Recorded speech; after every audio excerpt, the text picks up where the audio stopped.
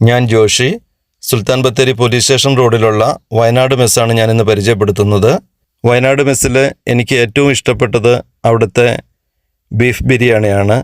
ഞാനിന്ന് ഓർഡർ ചെയ്തിരിക്കുന്നത് half beef ബിരിയാണിയാണ്.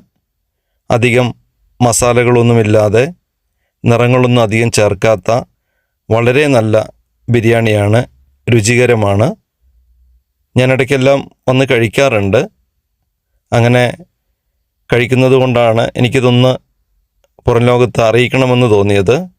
അതുകൊണ്ടാണ് ഈ രുചിയെക്കുറിച്ച് ഞാൻ ഇന്ന് നിങ്ങളോട് സംസാരിക്കുന്നത്.